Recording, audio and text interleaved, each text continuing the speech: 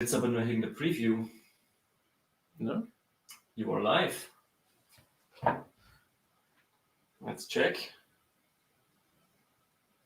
Links ist noch nicht da. Got a notification. We're live. Oh. And we're live. Real life. Nice. It worked.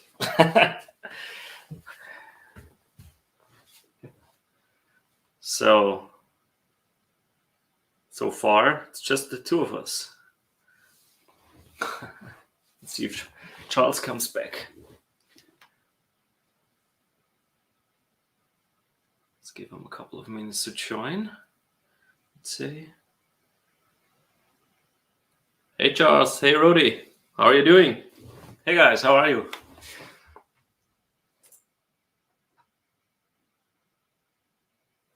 Can you hear us? Is the audio fine?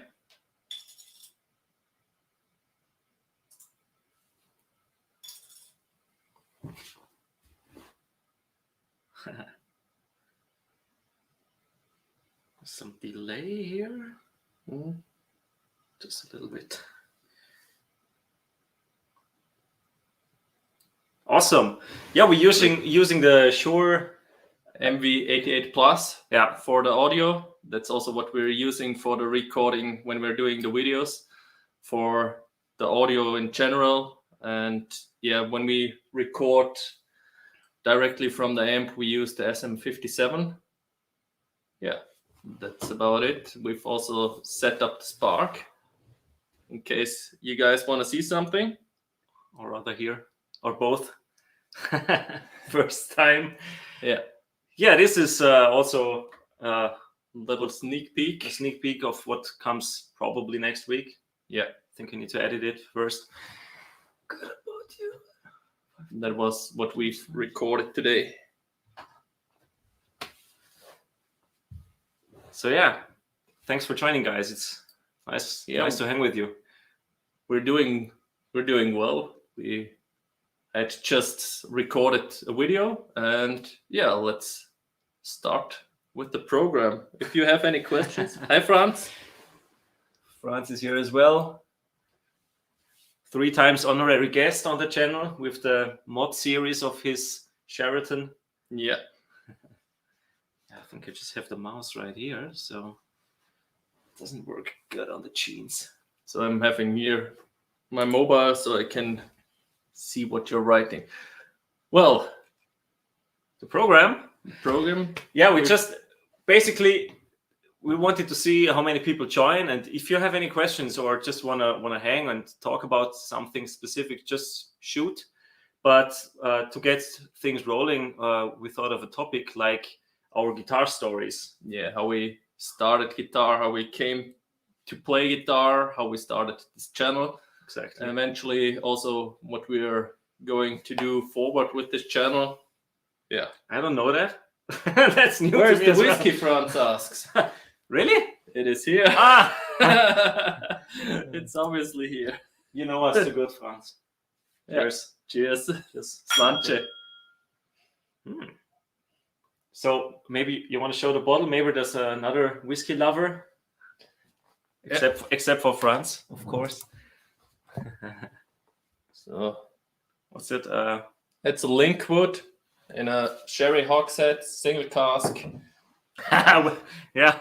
Sorry, Charles. There's that would be next level live stream whiskey live stream. We actually did a whiskey tasting. Was it last year during lockdown or early this year? Yeah, it was during lockdown, and Martin got a box with 7 or 8 whiskeys, like 5 centiliters, and so we each could have a glass of the whiskeys, and there was like virtual tasting with an online tasting via Zoom with the shop where I get my whiskey from, and also with the brand ambassador from the distillery. Yeah, that was really cool.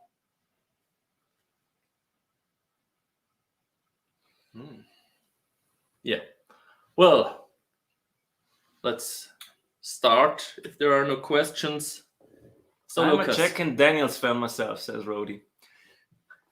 Yeah, we are more on the Scottish side here. Yeah. We prefer Scotch. But yeah. Jake is fine as well, of course. So, Guitar journey. How did you start? We have fairly similar stories, actually. I think so. Yeah, we talked about it a couple of years ago.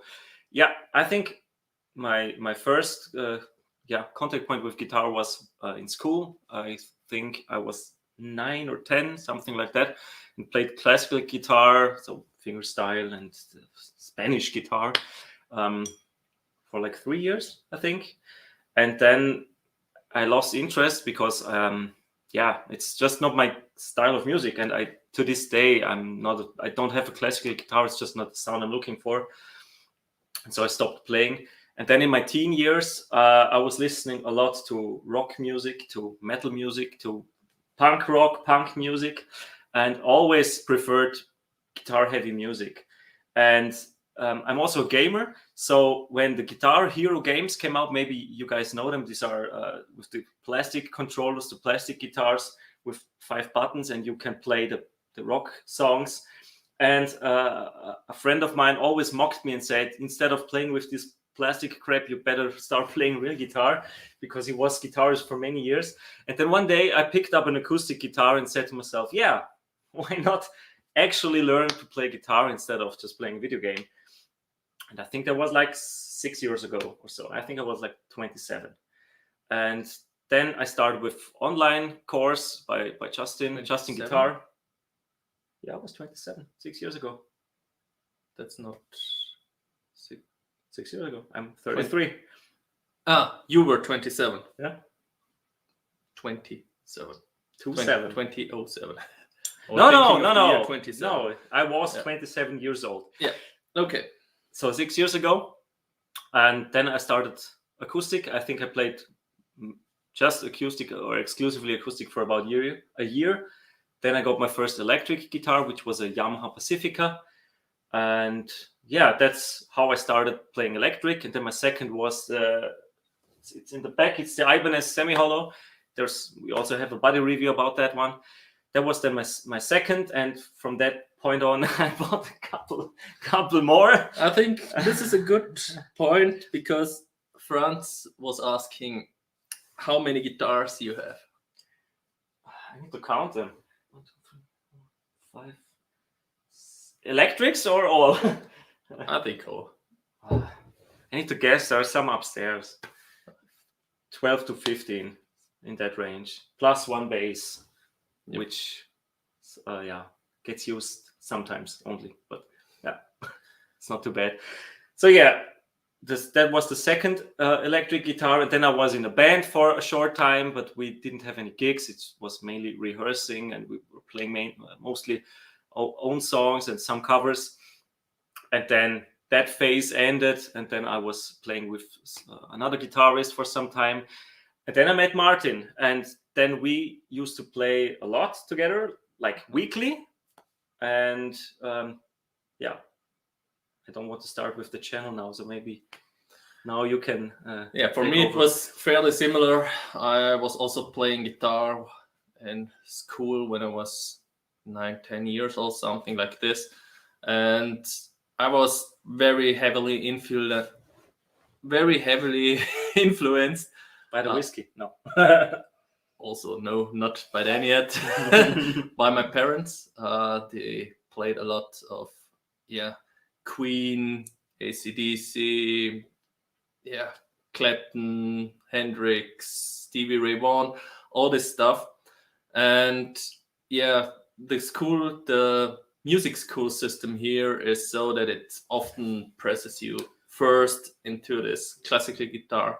Still, I've noticed with my daughter, she wants to start playing guitar, but they just want to play you classical guitar first, and sight reading as well. Yeah, so but that's all that comes. I think that's fine. That's not a problem. But you can do this on electric guitar. You can do this acoustic. Acoustic, you can do this with rock, with metal, whatever. I don't think that's an issue at all. But for my daughter, for example, we were there at the at the music school where they showed us the instrument. Obviously, we knew it already, and my daughter was standing next to me, pulling on my trousers. Dad, I don't think they play rock and roll here. Let's go. That's Rody just wrote that he started playing at 13 in 1963. So wow. Early teens, long time ago. That's cool. And Rody, did you take a break or did you play like non-stop from 1963 on to this day? So he's one of the generations who really learned by ear, I guess. Hey, Poo Ninja. Thanks for dropping in. Mr. Poo Ninja is here. So How are you? He's laughing.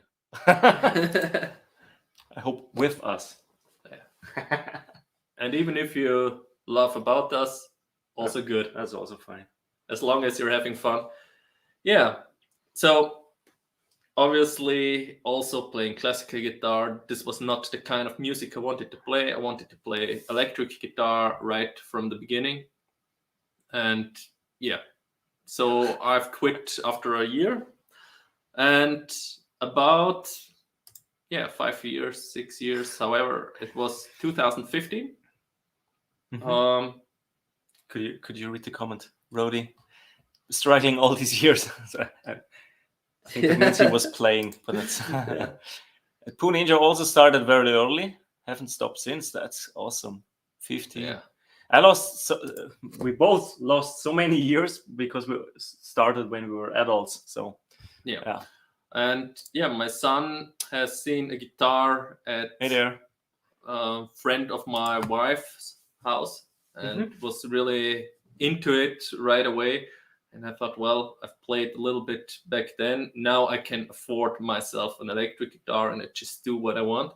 And bought myself an Epiphone Les Paul Custom Pro.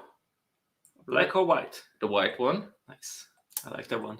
And started playing and also started playing then for my then unborn daughter a lot. So she got a musical side, even though what I was playing was not musical at all. Just practice. Poo Ninja just wrote 40 years he's been playing, but hasn't progressed much since. I'm sure that's just a joke.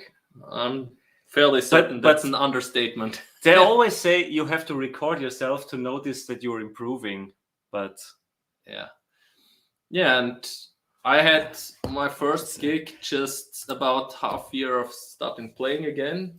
That's still insane, in my opinion. I wasn't sure. I'm not sure if I was able to play the F bar chord after 6 months.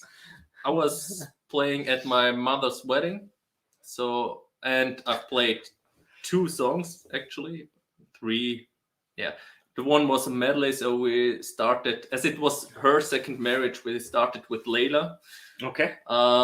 6 months in, you played Layla.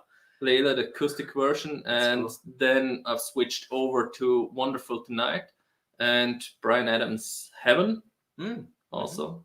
Those 2 I had to play at the wedding. Yeah, and from practicing, I really cut my fingers off. Yeah, literal cuts in it. Which guitar did you play back then? It was all the Les Paul. Okay. Also the acoustic stuff. Also the acoustic stuff. Okay. Yeah. And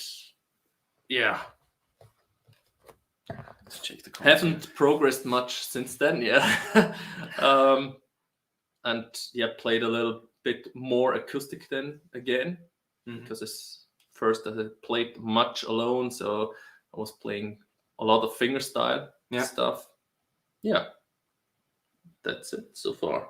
And then a few years later, I've met you. I have a drummer with me in my company, so I've already been playing with him quite a bit. Was also a few customers I have are also playing guitar really good. And you have an awesome job. You're playing guitar with customers.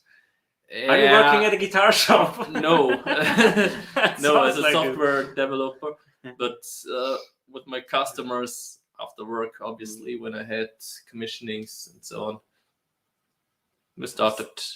We also played a little bit, and I was fortunate enough to have really amazing gear already back then to play with at their location. At their rehearsal rooms. Yeah.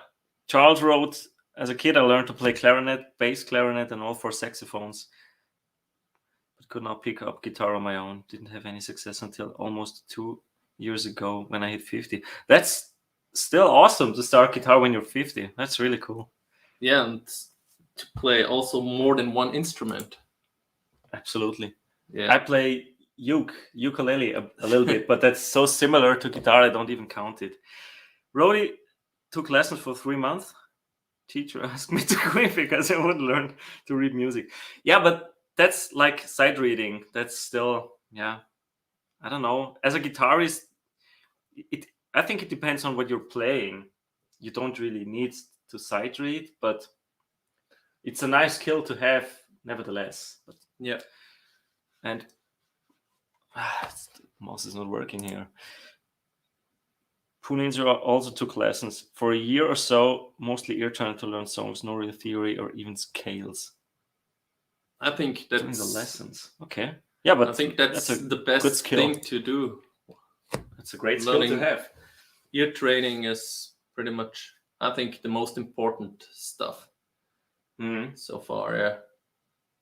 I think definitely. I think when I started more with theory, I currently think I'm playing always the same stuff, very monotonous, because I think, I'm going to the third, then I'm going back to the major second. Let's put in minor second or something like this for a brief second.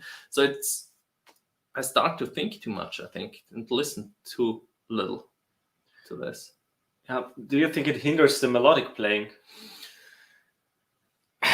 At the moment, I have the feeling it does. Mm-hmm.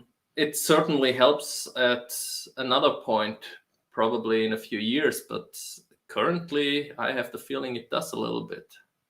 Yeah. It's not easy to switch off the thinking, the brain. Yeah. Just go by feel. Yeah. And I try to play with closed eyes, not staring at the fretboard. It changes a little bit, but you need to be familiar with the boxes and the guitar. So yeah, it's just something to try. Rody's been playing in band since 1966. That's awesome. So you always had a bassist and a drummer at hand. That's really cool. Yeah. And we both enjoy the videos you're posting on the channel. It's really cool. An amazing jam cave you have there. The first, they wanted to kick you out because you play Hendrix. Okay, so good you left. Or they kicked you out, whatever. Man, that's awesome. I wish I could play more Hendrix songs, but it's just it's not that easy. It would suit your style a lot because with the thumb roll over if you have a big hands. Yeah. But then again, I'm not so much of a Strat guy. You have a Rover on 50s. Yeah. So that's. Or did he play 60s? The white one. I'm not sure. I think he played 60s. Probably. Yeah. That makes sense. Yeah, so... Did you take lessons? Because many have been talking about their lesson experiences. I haven't had any lessons anymore. Just I did online courses. Online. I've bought a few ear training lessons, for example, from Lickenriff. Yeah. I just know the fantastic acoustic arrangement he has, and you play when you play acoustic, and I really like them. That's cool. Yeah, he has amazing arrangements, and is also a great player. Franz takes lessons. Yeah. Tell us about it, Martin. Sensei. Yeah, I think I know enough theory and my own struggles so I can help some really beginner just the first few steps into guitar, like Franz is just now making. But I wouldn't call myself really a teacher. I just point him there. Okay, try this, and if he does something with the grabbing of the chord or something, I notice, pay attention to your thumb, or just those little things. But yeah, I mean, teaching is requires a whole different skill set to really show what to pay attention to. So it's definitely not easy. I took lessons for some time. I can't remember for how long.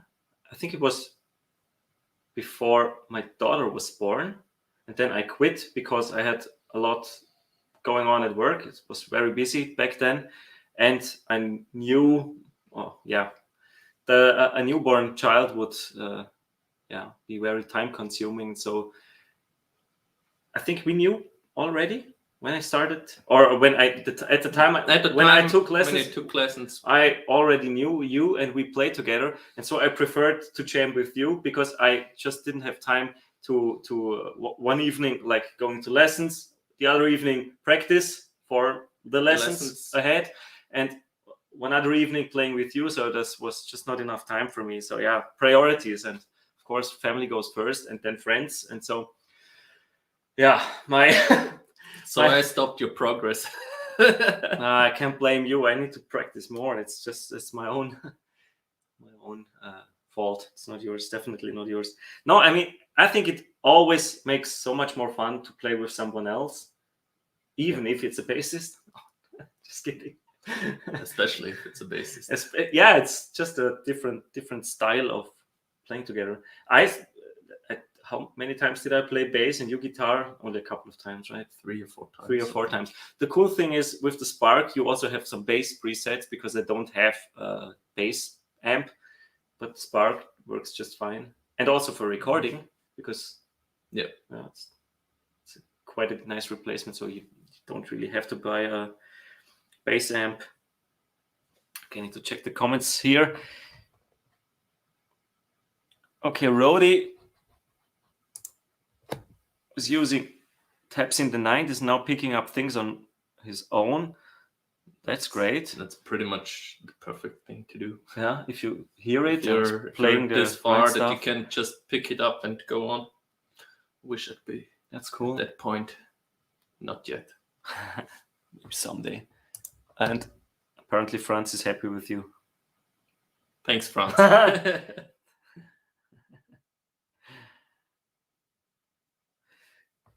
Cool, so many comments. It's awesome. Taking lessons again, Puninja. Once the pandemic subsides, maybe learn banjo for the fingerstyle.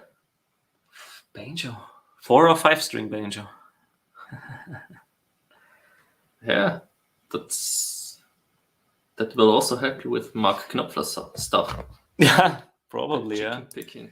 And Charles started during the pandemic, so have had to rely on YouTube and Fender Play, which are great resources as well, I think. Especially if you're sticking to like a program, because I started with Justin Guitar, and he has a beginner course and an advanced, or I think it was called, or is called intermediate. It's called intermediate. Then he has several modules, blues and rock and stuff like that. And I think you really learn a solid foundation with his playing, some theory as well, but some strumming patterns in the beginner course and all the chords you need, basically, or most of them, the basic chord shapes and everything. So that was really cool. What was your first song? I think it was one from the beginner songbook that accompanies the beginner course by Justin Guitar, and he has this really basic it's like 10 levels, and the first levels are just, I need to remember, the first chords you learn in the course are E major, A major, and D major. So it was, I think, Three Little Birds by Bob Marley was one of them. It's really stuff like that, really simple with just down strumming, and I think it's pretty much started like that. But in level 3 or 4 you started with power chords, and then you could play like all the small things and the punk rock stuff. It's just you're struggling with the strumming hand because the picking is so fast, as a beginner especially. Still struggling with it. I just can't strum fast. Pooh Ninja with some Black Sabbath. That's cool. Which is less hillbilly? I have no idea. 4 or 5 string? I wouldn't know. I don't know a banjo player in person. No idea. Which one would you take? The more hillbilly or the less hillbilly? Rody says the first song was Gloria, his first song. Do you know this one? Gloria? Not familiar. By whom? Who's the artist? Don't know this one. I need to check. I have the songbook right here. That's the advantage of being in your own basement. Three Little Birds, Hound Dog, I Walk the Line by Johnny Cash. Yeah, that's level 1. And level 3 was already a simplified version of Hey Joe by the Jimi Hendrix Experience, because it's just the major chords you need. Yeah. C major, G major, D major, A major to E major. Yeah. Rody says Shadow of Night, Van Morrison. Gloria. Yeah. No. Is that one? I'm not sure. Perfect pitch. That one is good, Pooh Ninja. Perfect pitch is when you throw a banjo into a dumpster and it hits an accordion. Yeah, accordion is, we have in accordion, when I think of an accordion, I often think about the traditional music we have here in Austria, which is very folksy. I don't know. Yeah. It's called Volksmusik in German, which translated would mean folk music. But Volksmusik, maybe people's music. Yeah. But you can't really translate it, or you can't compare it to the folk music in the US or in Ireland and stuff like that. So I'm not. It's not my style of music, to be diplomatic. But needs a lot of booze to stand it. Yeah, probably. Not sure if there's enough booze. That's the other thing. Speaking of booze, can I have another whiskey? Yeah, just take it. I'll hand it to you. That's great. Okay. Yeah, and then later on, Lukas and I met. It was, you were searching for someone to play with. Yeah. And actually At that time, my wife wasn't pregnant. I'm not sure. I think she was just maybe. About. Was it early 2019? Yeah. Then she was, right. March, I think. See, so it was my fault after all that I had to quit with the teacher. But that's a different story. Yeah, and a co-worker of my wife, actually, who is a bassist, has found your, how do you call it? Put it pretty much in, not newspaper, but I think in the US it would be like Craigslist or something, where you put like on used gear and searching for someone to play with. Yeah. And actually the description he left in was so that the co-worker of my wife thought it was me who has written it inside. Okay. Because it sounded... A guitarist from Rankweiler searching for someone to play. It was like that.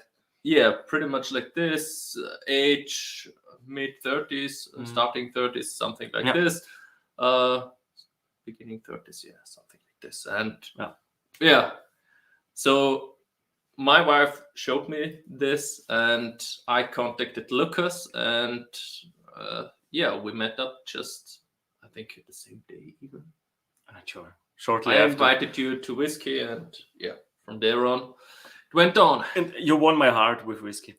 No, just kidding. I need to pin some other comments. Rodi has roots from Germany, apparently. That's cool. Grandparents from Bavaria.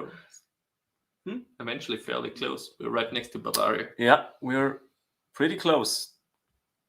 Rodi, have you been to Germany?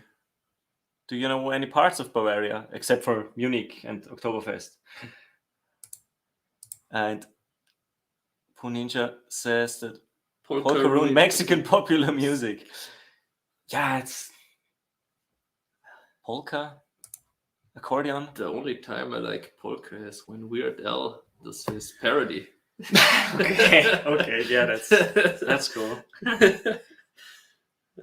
Yeah, and I pinned it before. Franz recommends beer to help with Volksmusik. Yeah, I think good idea. Most of us will. That's true. Yeah. So we were playing for a few years together then. About 2 years, I guess. Sometimes with the drummer from your company as well. Yeah, and his band. But then, yeah, the pandemic hit us all, of course, in March 2020. And we continued to play because we were both working from home, being isolated. So we still met up. Not always, but not always. Sometime after the first lockdown. As soon as the rules in Austria allowed it to meet one person, and the one person I met was Lukas.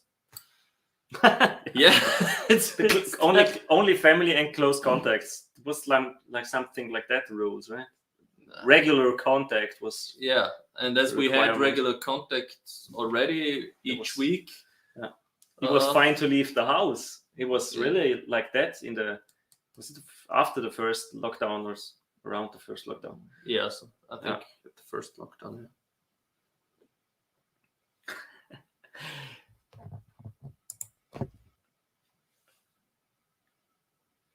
Close to the Austrian border, and he was stationed near Munich in Lager Lechfeld. I don't know where that is. Maybe it's just an army base there. It's not a town I know of. Charles Bad Kreuznach in the early 90s. So many army bases still in Germany. It's you really forget that in everyday life. It's just in Ramstein there's a base as well. Yeah. But still, are there any more? Yeah, I think there are still there are more. That's just the one I can think of, or comes to my head. German air base.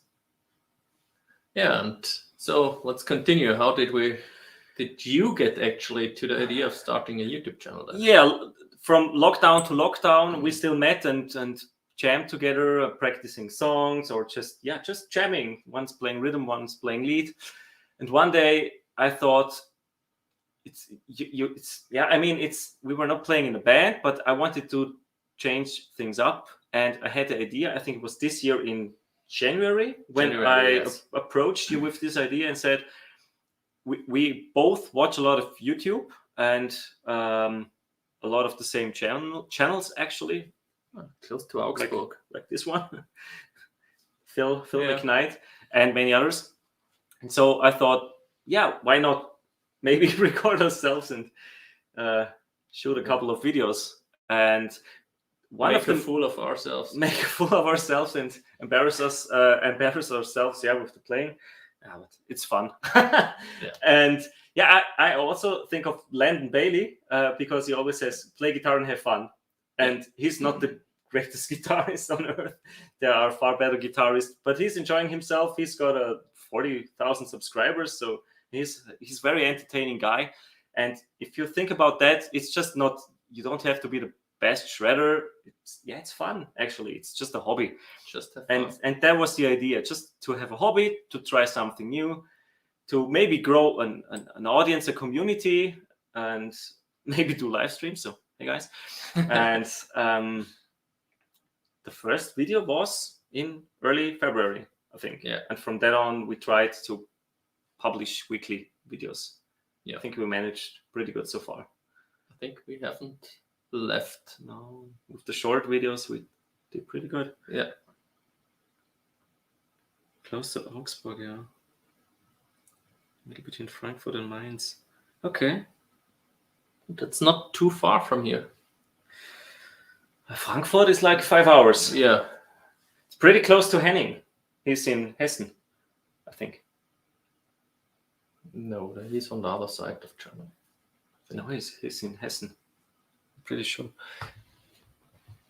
That's where this comment fits right in. Gear Street 5. Isn't there Gear Street 4 first? This was Gear Street 3 with Krenner. Poo Ninja, you skipped Gear Street. Do you have a roadmap of what you think what is happening in 5 years? Just pin it. Well, hopefully our 5 playing years. improves. So we need lessons after all. So I don't make plans that far ahead, to be honest. Yeah, whatever happens, happens. it's true. So far, we're having a lot of fun, and we're enjoying to make videos. And one of the ideas, I think it was your idea with the body reviews, to like, it's different if you're presenting your own guitar, but the idea Martin had was like, we play each other's gear, so he's playing my guitars and I'm playing his, and amp as well, and so to have more like an honest opinion, unfiltered, and be blunt about the things you don't like, kind of, and as well like have the first impressions, because you're not that familiar. Yeah, because one of us is not familiar with the guitar, and the other one actually is, why do we keep this guitar? Why do we have this guitar? Do we want to keep this guitar? Is it one eventually that has to go? It has to go.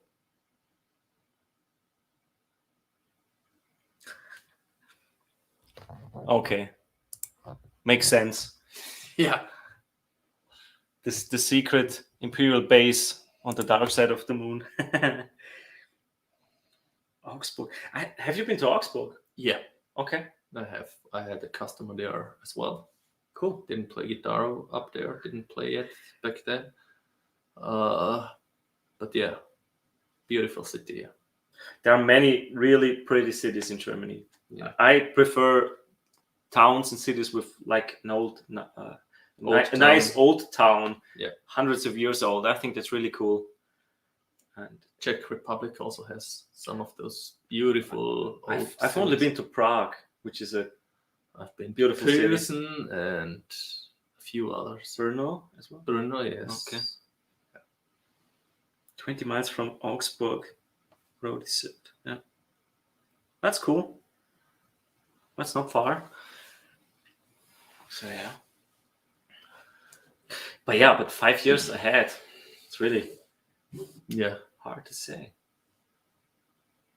We'll see.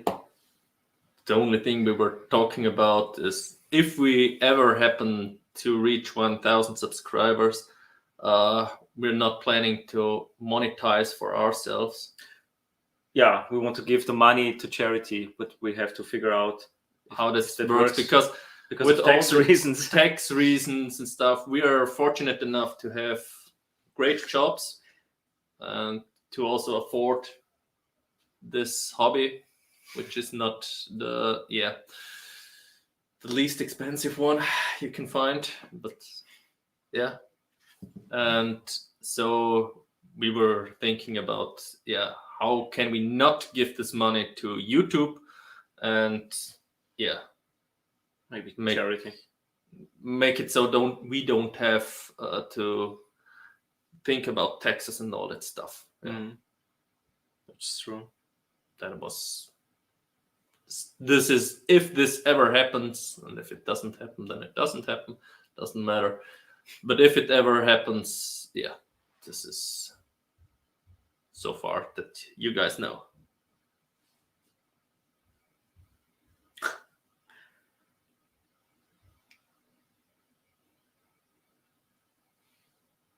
Yeah, but 71 is not that old in my opinion. 5 years should be no problem. My grandpa is over 90. So start making plans, Rody. It's not over. It's over when it's over. Yeah, it's making plans is so difficult, I think. And it's like job interviews. Where do you see yourself in 5 years? I think at my next job interview, I just have to say, I don't know, because how things evolved, how things changed, I wouldn't have known 5 years ago. No idea. I had no kid back then.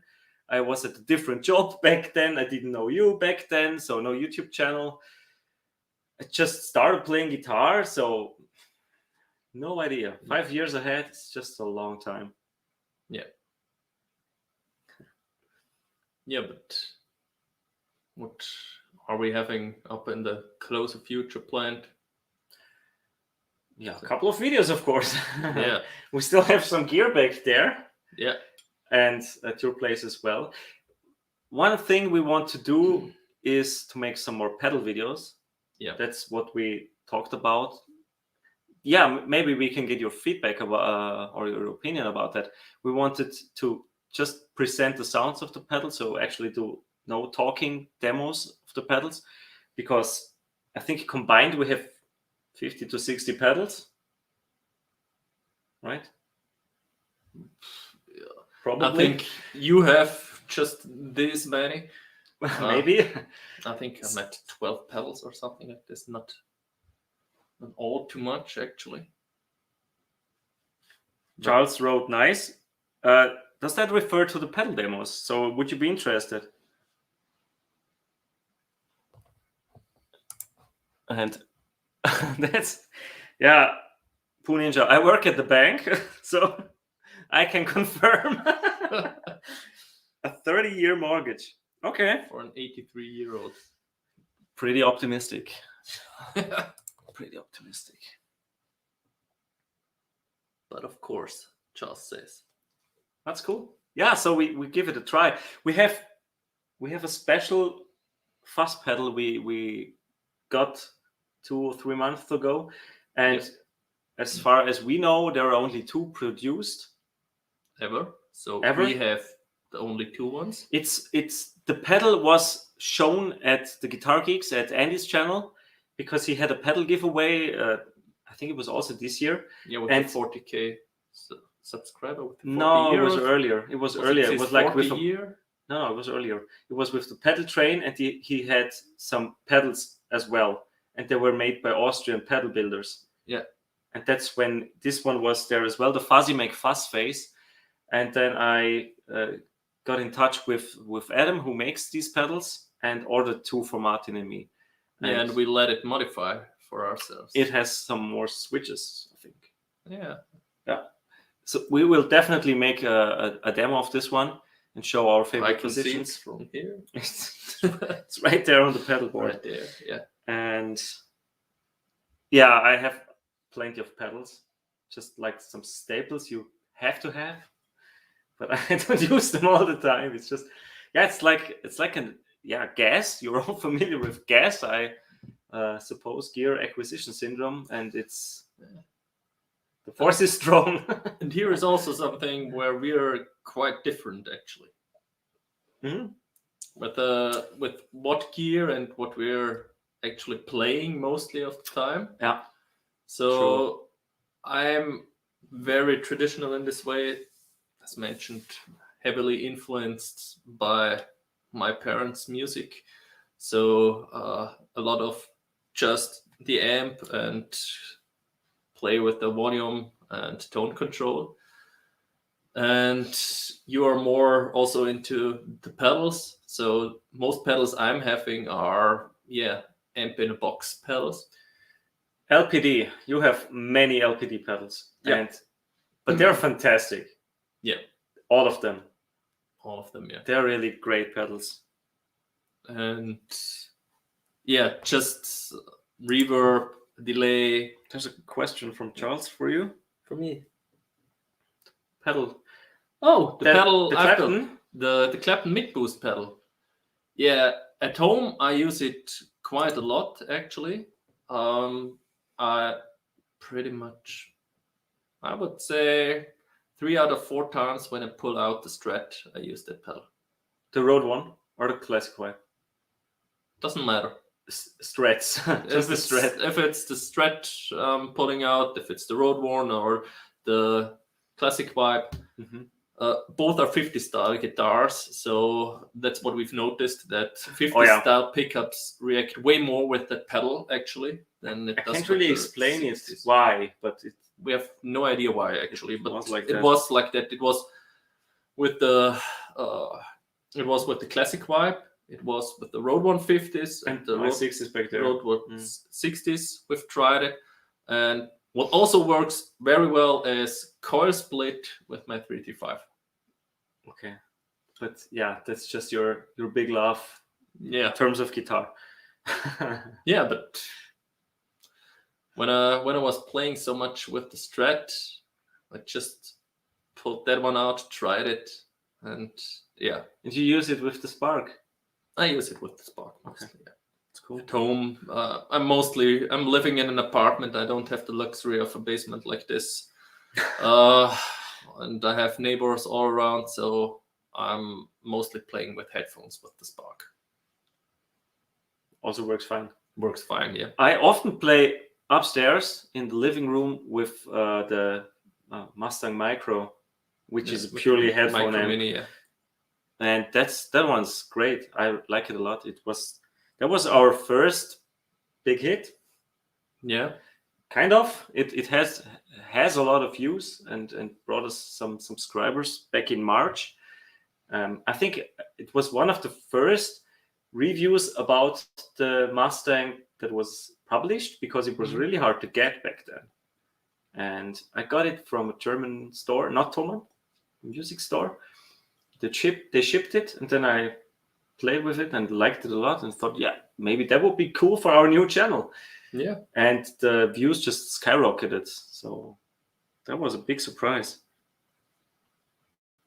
And I still use it to this day. So the Spark is perfect for practicing with headphones as well, but it's just a bit bigger because it's a desktop amp. Yeah. And it has nice speakers. They are really great. I also like them. I like to use the Spark as a Bluetooth speaker. And the Mustang's just a headphone amp. Great for couch. Although a bit bassy. But we also noticed that it also depends on the Spark.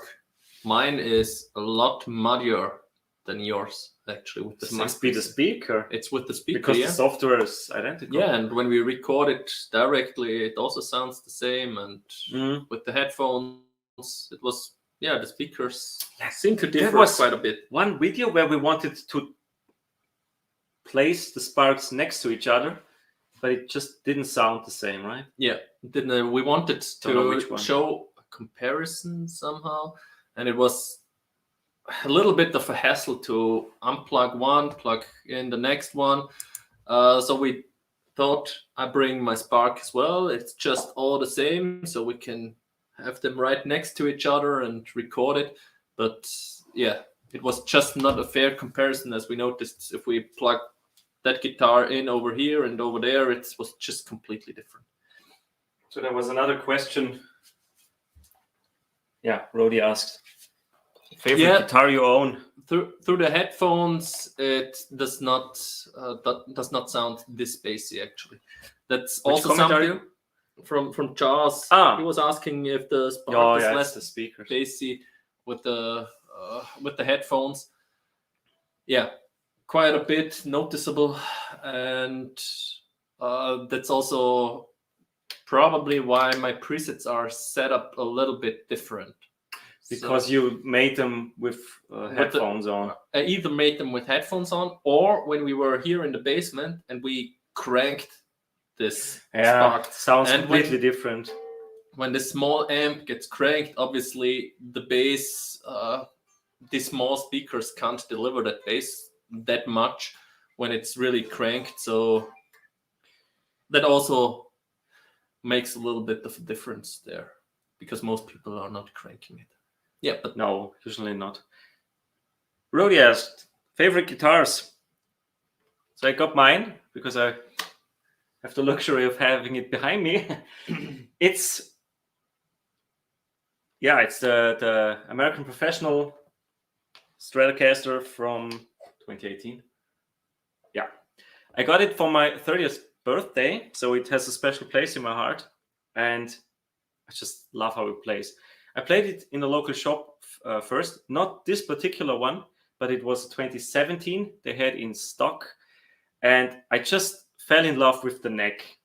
I had the Pacifica, as I mentioned before. It was my first guitar, was a Pacifica, not the most affordable one, but I can't remember the exact name. 212 something. I don't know.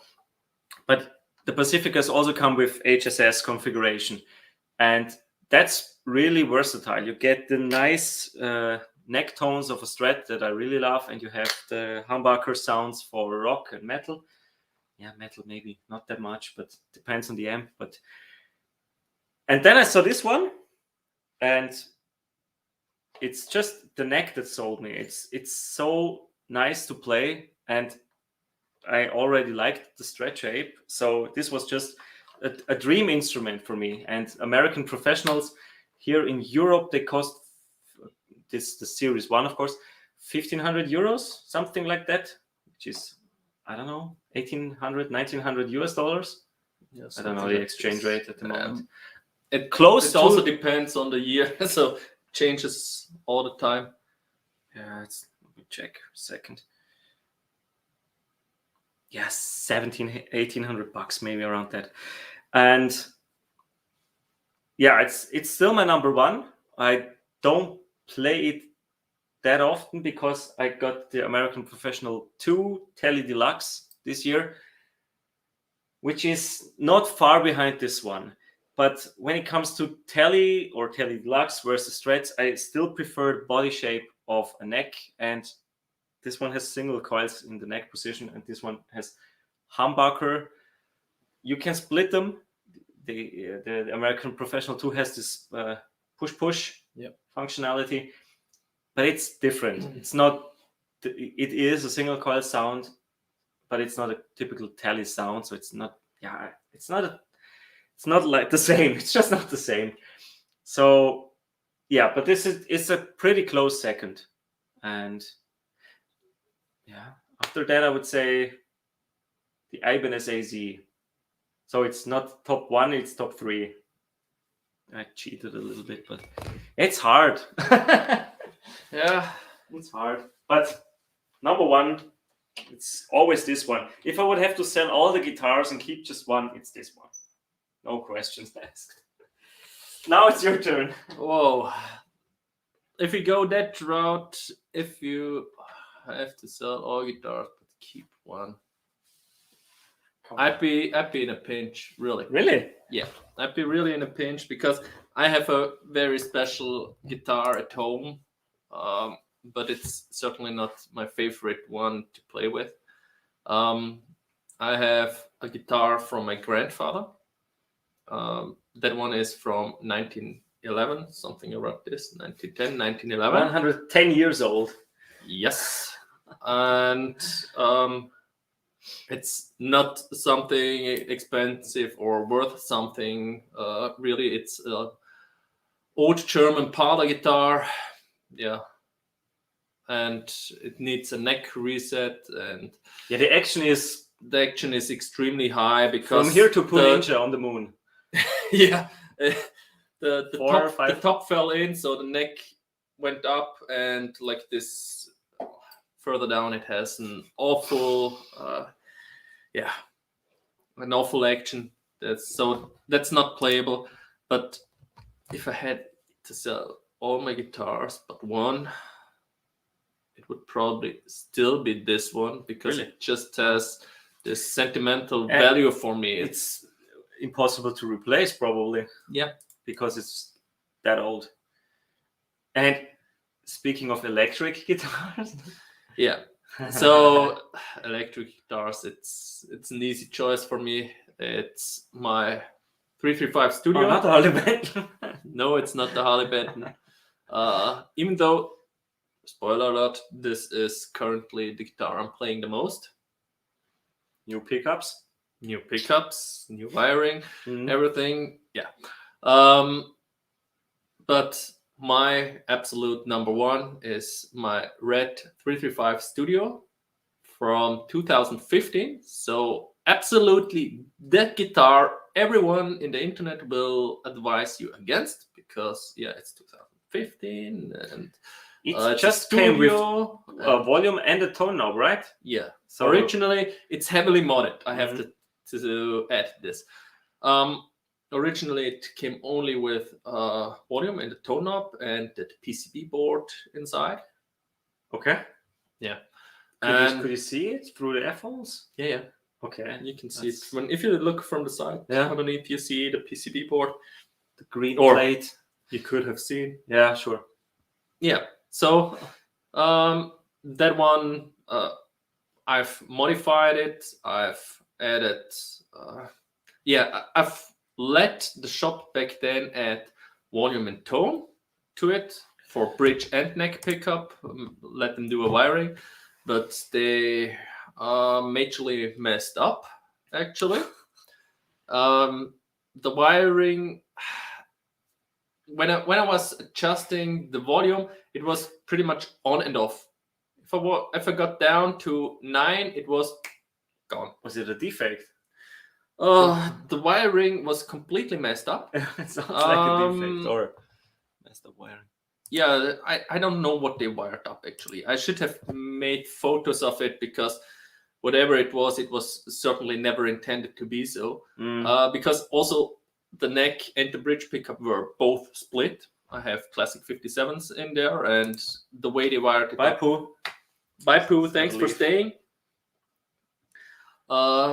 They set it up so it was split all the time. But I really loved the sound that I got from it. So when I've decided to somehow check what's wrong with that volume knob, I put everything out and I've seen, oh my God, it's split. Whatever they've wired up. I can remember you said you were afraid to lose the mojo of the guitar when you touched the wiring. That neck pickup split through that JTM I have was just perfect for me. And I was afraid to lose that. So what I had to come up with, I need to be able to split this pickup again. So I have eventually a better control of the volume knob, but I get to also have the split. Yeah, the pickup split. And what I did was then the Jimmy Page wiring. Also, we have a video about this, how to do it. An instruction step by step. And did the whole Jimmy Page wiring. Also, initially, I wanted the 50 style wiring, but it was not wired up 50 style. It was a modern wiring that the guys put me. I have a question there. Yeah. Was it the first wiring you did? Or did you change the wiring in another guitar? I've did that green PRS style kit before. That was before. Okay. That was before. Yeah. And that also has split coils. Yeah. And for me, soldering something up was never really an issue, because I went into an electrical school with technical information technology, and we had to solder quite a bit, high frequency stuff and all that. I've learned that stuff years ago, forgot pretty much everything because I'm only programming now. But the soldering and everything, I know the basics. I know how a wiring system works, and that was not a problem at all. Well, whenever I say the pickups were changed in this guitar, it's because of Martin. It changed the pickups in all my guitars. Yeah, and you know what you're doing. I know what I'm doing there. Yeah, and so I've changed the wiring to the modern style. Jimmy Page wiring. And then I've added locking tuners to it just for the fun of it, so it's easier to tune up. Not that I need it, actually. It stays in tune extremely well. So the nut was cut correctly Everything is perfect on this from the guitar, factory. at least for me. So Fret ends, nothing. Fret ends, nothing. Okay. Cool. Never had to do anything on this guitar in these regards. So that was just Yes, great. perfect. And also I've added the pick guard then later on. It came without a pick guard. Yeah, it did not have a pick guard. Okay. I have the black one. And true. Yeah, that's pretty much about it. And like this, it's extremely versatile with the Jimmy Page wiring, with the semi-hollow of it, the classic 57s. I really love these pickups. They're fantastic. Yeah, that's true. And it works really well with my JTM, so that's my obvious pick. And we'll have a special body review for that one prepared. Should come out in November. In November, we will have a special guest. Maybe he's watching in secret. Don't know. Maybe we don't know. A far better player than we are. So, yeah. True. Yeah. I think there's no doubt about it. No. I agree. Yeah. I'm looking forward to that video. Yeah. Hope it works out. I'm really looking forward to what he's thinking about it now that he's played guitars multiple times as expensive as these. How much was it when you bought it, this studio? 1,800. Yeah, I think 1,700 euros, something like this. It was, I've paid actually more than it was in the internet. Okay. Yeah, because you bought it local. I was there playing it. I've also played a few custom shop guitars that day. And I had someone with me who was an amazing player. I think he was from Serbia. I don't know. I wasn't with you. I don't remember. It was also someone working with us from a customer. Okay. So not a here, and I took him with me we played in the evening when he was here. We were playing together a little bit guitar. And you still had the Epiphone back then? Not sure if I had it back then anymore. I think so. Yeah, most likely I had it. Mm-hmm. And we went there playing this guitar and also a few custom shop ones, and we both were immediately, man, this thing just kills all these custom shops that were hanging on the wall for twice or thrice the price of that studio. Yeah, speaking of custom shop guitars, when did we go to the local shop? We don't drop the name here, but when was that? 2 or 3 months ago. Yeah, at least. We went to a shop here in our area, and they had very expensive guitars. Many Fender custom shop guitars, many Gibson custom shop as well, right? Gibson custom Les Pauls. Yeah, 50s and PRS Tremonti, not like mine back there, the SE, the real deal for 5K or almost 5K. Yeah. And what was the other one? Duesenberg and Gretsch. So they have really all the big names, and great really guitars. Expensive guitars. And we played them, and we said to each other, they don't play as good as our guitars that cost much less. I was comparing it because I had it new, was the Tele Deluxe, and I just said to Martin, my guitar feels much better, and it costs 1,700 or 1,800, and this one costs 4K. So yeah, it's on a custom shop weird with sharp fret ends, but you also have to say I think they're not very well maintained there. No, maybe they're too exposed to changing temperatures. Yeah, probably heating on, heating off.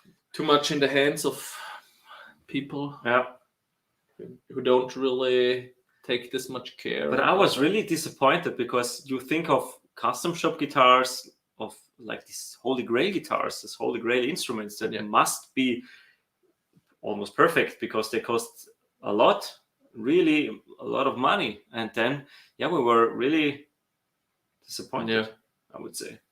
On the other hand, it was great because we were happier with our guitars. Yeah, So that saved a lot of money. So, do you guys have any experience with custom shop guitars? Do you have one, maybe, or did you play any? And if so, did you like them? Would be interested to know, because our experience, really, it's underwhelming. Underwhelming. But yeah. There was another question before. The amp. Right? But yeah, what Poor Ninja's no longer with us, but he asked, what's the favorite amp you've ever played, not necessarily owned, so really like a dream amp? As mentioned, I was really fortunate to play really amazing gear at some of my customers as well. Amps as well? Yes. Okay. And I'm not sure. I've only played through it once. I've played through a Super Elite 100, an old one. Okay. So, yeah. And this at considerable high volume. So not cranked, but pretty much cranked. Okay. Earplugs? Earplugs. Okay. Obviously earplugs. Would kill you otherwise. I think even at half the volume, it was barely to stand. Yeah. But I would. It's hard. I think that one was really an amazing experience. I really, was almost afraid of my guitar over there.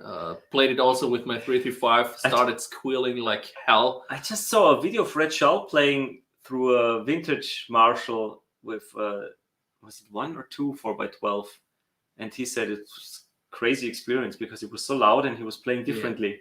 It's just he was standing really close with earplugs, of course. Otherwise, I was like probably 6-7 meters away from that amp and the cab. It was, I think, 4x12 also. Yeah, It was quite big. Yeah, and man, oh my god. As mentioned, I was playing with the 335. Everything moved. Air came through these F-holes like crazy, and I have never experienced this before. But that's what I really like about loud tube amps. You don't get that with a practice amp. Yeah, it's just an experience. And everything started squealing. I got really afraid of my guitar back there because I was playing. I think if it was 1 or 1.5 year, it was much. Yeah. And I was just noodling there, and the first note I hit, everything, the air blew out up almost to my face, and fighting with it. That was really a fight. I just turned it down, handed it back over. I take the smaller one over there. Thank you. So, but this was really an experience, a special experience. So I'm not sure if this would be my favorite amp. Probably now that I can control it better, I would like to playing it again. Play it again, yeah, that would be really cool. And I think your JTM is kind of a dream amp. Yeah, the because JTM is it's with the mods. It has. It's just also cranking it. It's just spectacular. Yeah, it's so cool to play. And other than that, I think it's between that. It's between that Super Lead and it's hand wired your amp, so it's really top of the line, custom made by a good amp builder in Germany. Yeah, so I think the first loud or the decent volume tube amp I played was at the buddy of mine, the one that was mocking me playing Guitar Hero.